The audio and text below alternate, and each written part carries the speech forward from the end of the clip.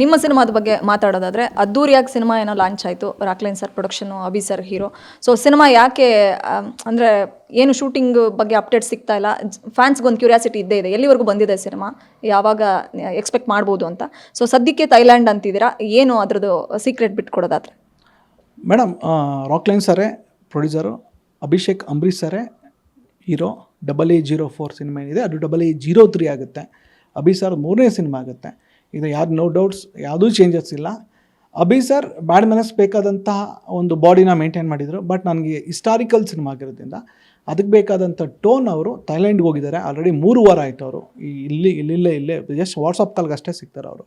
ಇನ್ನೂ 2 ತಿಂಗಳು 3 ತಿಂಗಳಿಗೆ ಇಲ್ಲಿ ಬರೋದಿಲ್ಲ ಅವರು. ಕಿಕ್ ಬಾಕ್ಸಿಂಗ್ ಮುಖಾಂತರ ಬಾಡಿನ ರಿಡ್ಯೂಸ್ ಮಾಡ್ತಾರೆ. ಇದಕ್ಕೆ ಮುಂಚೆ ಅವರು ಅಭಿ ಸರ್ ಅಮರ್ ಅಂತ ಸಿನಿಮಾ ಮಾಡಬೇಕಾದ್ರೆ ಅವರು ವರ್ಕೌಟ್ ಮಾಡಿದ್ದೆ, ಅವರು ಕಿಕ್ ಬಾಕ್ಸಿಂಗ್ ಮಾಡಿ ಅವ್ರು ಸಣ್ಣ ಆಗಿದ್ದು ಇದರಲ್ಲಿ ಥೈಲ್ಯಾಂಡ್ಗೆ ಹೋಗಿ. ಸೊ ಅದೇ ರೀತಿ ಮತ್ತೆ ಅಲ್ಲಿಗೆ ಹೋಗ್ತೀನಿ ಡೈರೆಕ್ಟರ್, ನಾನು ರೆಡಿಯಾಗಿ ಬರ್ತೀನಿ ಅಂದರು.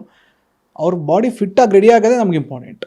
ಓಕೆ, ನಮ್ಮ ಐಡಿಯಾಗಳು ಅಥವಾ ರಾಕ್ಲೈನ್ ಸರ್ ಹಣ ಯಾವುದು ಕಾಣಲ್ಲ, ನಾವು ಹಿಂದೆ ಇರ್ತೀವಿ ತೆರೆ ಹಿಂದೆ. ಬಟ್ ಅವ್ರ ಬಾಡಿ ವೆರಿ ಇಂಪಾರ್ಟೆಂಟ್. ಈಗ ರಾಜ್ಕುಮಾರ್ ಸರ್ ತಗೊಳ್ಳಿ, ಆ ಪಾತ್ರ ತಕ್ಕನಾಗೆ ಅವ್ರು ಹಿಸ್ಟಾರಿಕಲ್ ಸಿನಿಮಾ ರೆಡಿ ಆಗ್ತಾಯಿದ್ರು. ಓಕೆನಾ, ನಾನು ಮಾಡ್ತಾ ಇರೋದು ಯಾರೋ ಸಾಮಾನ್ಯ ಹೀರೋಗಲ್ಲ. ನನ್ನ ನೆಚ್ಚಿನ ರೆಬಲ್ ಸ್ಟಾರ್ ಅಂಬರೀಷ್ ಅಣ್ಣನ ಮಗನ ನಾನು ಸಿನಿಮಾ ಮಾಡ್ತಾಯಿದ್ದೀನಿ. ಆ ಜವಾಬ್ದಾರಿ ನನಗಿದೆ. ಆ ಕುಟುಂಬ ನನಗೆ ಒಂದು ಜವಾಬ್ದಾರಿ ಕೊಟ್ಟಿದ್ದೆ. 3 ಅಲ್ಲ 4 ತಿಂಗಳಲ್ಲ 6 ತಿಂಗಳಾಗಲಿ ಅವ್ರು ರೆಡಿಯಾಗಿ ಬಂದ ತಕ್ಷಣ ಸಿನಿಮಾ ಸ್ಟಾರ್ಟ್ ಆಗುತ್ತೆ. ಅದಕ್ಕೆ ಬೇಕಾದಂಥ script and mood board and miniature work and location hunting ಎಲ್ಲ ಮುಗಿಸಿದ್ದೀವಿ. ಏನೇನು ಬೇಕು ಸಪೋರ್ಟ್ ರಾಕ್ಲೈನ್ ಸರ್ ಕೊಟ್ಕೊಂಡು ಹೋಗ್ತಾ ಇದ್ದಾರೆ. ಅದು ಅವ್ರು ಬಂದ ನಂತರ ಮಾಡ್ತಾರೆ. ಅಲ್ಲಿ ತನಕ ನಾನು ಒಂದು ಗ್ಯಾಪಲ್ಲಿ ಒಂದು ಸಿನಿಮಾ ಮಾಡ್ತೀನಿ ಮೇಡಮ್. ಯಾವುದು ಸಿನಿಮಾ ಸರ್, ಅದ್ರ ಬಗ್ಗೆ? ಅದೆಲ್ಲ ಆಗಸ್ಟ್ 14ನೇ ತಾರೀಕು ಆಸುಪಾಸು ನಾನು ನಿಮಗೆ ಅನೌನ್ಸ್ಮೆಂಟ್ ಕೊಡ್ತಾ ಇದ್ದೀನಿ ಮೇಡಮ್.